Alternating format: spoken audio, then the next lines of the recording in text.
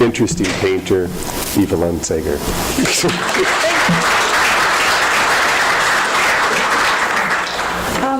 Thank you all so much for being here. Whenever I do one of these things, and it's not that often, but I always think back to when I was a student, and it really meant a lot to me to just be able to sit and hear an artist talk about their work a little bit, whether they were extremely articulate or maybe not so. I always felt like I left with like a little bit of an inkling into their thought processes that I didn't have before, and I really sought out those things, and it was very meaningful to me, so I'm really pleased to be able to be on the other side now, and hopefully you'll get something out of it. Today I'm going to show you a survey kind of 22 years of work from the point at which I got out of school. This painting is Creamy Drama, and what I'm starting out with here is the work that I did right out of graduate school.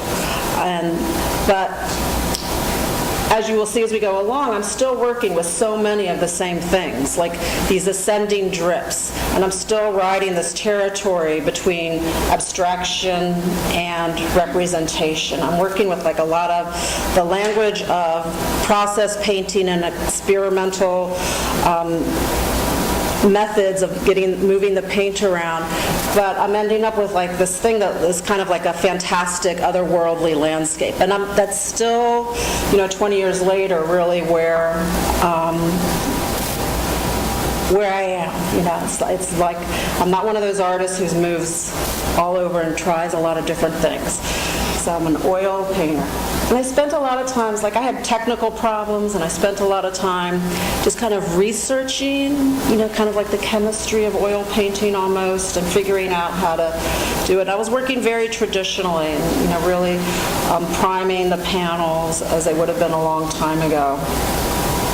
And just good old oil paint. And this is an installation shot.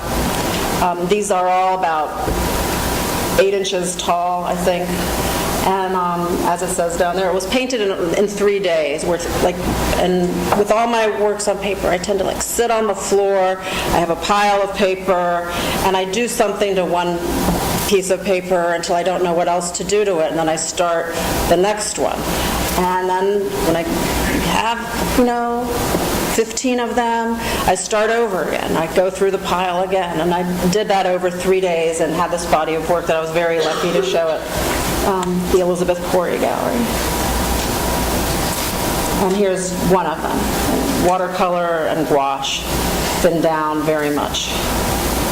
Very watery. And some of my paintings are done very quickly, like this is another one that would have been done very quickly. It's just some very washy layers of turpentine thinned red paints, and then this blue form put on top. It was probably done in a couple of days. But then there are other paintings that I work on for months. So there's no real rule or technique. I'll put things aside, and there are things that I've put aside for years and then have gone back and finished.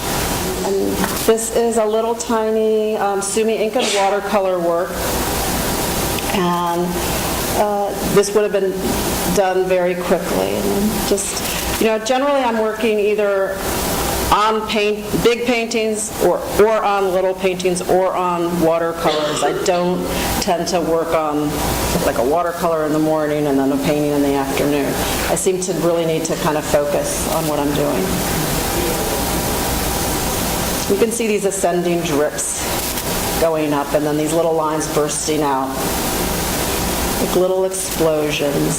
Oh, this was from a show that was at Laumeier, and they invited about 8 artists to produce a billboard-sized painting. It was called Public Notice. And so the paintings are on plywood, and they're 12 by 16 feet, and I just took a little tiny watercolor and blew it up using the grid method of, just kind of expanding, very old method, and painted it in acrylic, which I hadn't really worked with before, and it was out there for 9 months, and it was really nice to see the painting as the seasons change and everything.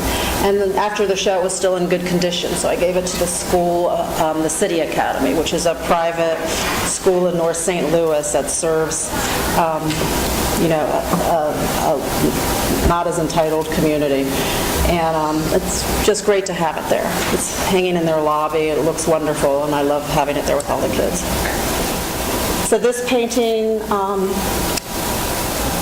these little lines are very Tiepolo-esque, if you know his paintings. And if you go to the Metropolitan, you should definitely check out the small oil sketches, because those are the works of his that I really love, where he's really just drawing very fluidly with a paintbrush. So just wonderful. And you can see that I've looked at a lot of that just through these lines of stuff going on in the sky in this painting.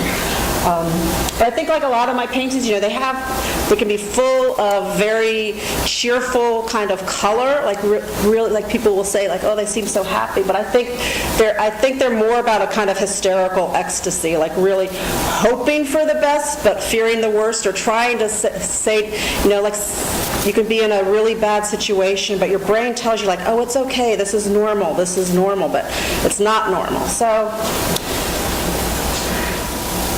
Oh, and this painting is in the collection of the St. Louis Art Museum. It's not hanging right now, but hopefully they'll hang it again.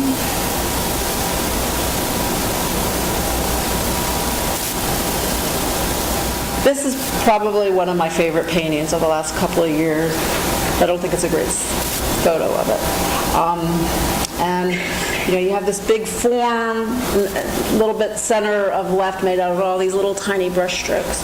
And it's like, it has almost like wings going up, but it's also kind of looming in a way of like something from a Goya or something. So that's how the title came to be.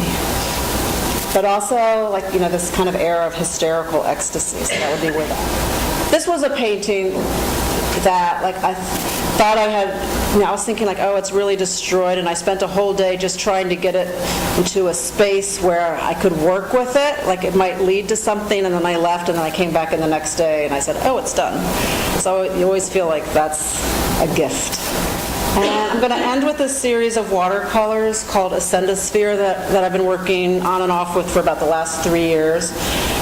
And these are also Sumi ink and watercolor, and tend to be, like this one is pretty heavily worked. But again, like Ascendosphere is this word I made up, and sphere certainly referring to our world or a sun, and ascendo, ascension. They almost always have like a single drip going up, ascending in the middle. And I was lucky enough that Regency Arts Press did a small book of these, and they do a lot of really neat artist books. They'll do one book with an artist. It's not like a catalog for a show, but like really a chance for an artist to maybe put out there a series of drawings that they've done that might be atypical for them or something. So look up Regency Arts Press. They do a lot of nice things.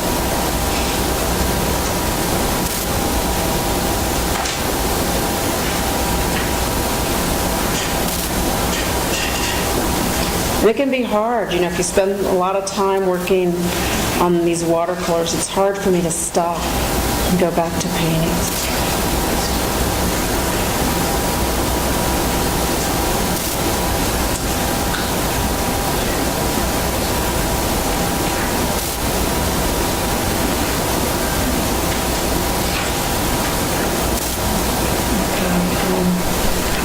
This one with the lava-like thing is the last one, I think, yep.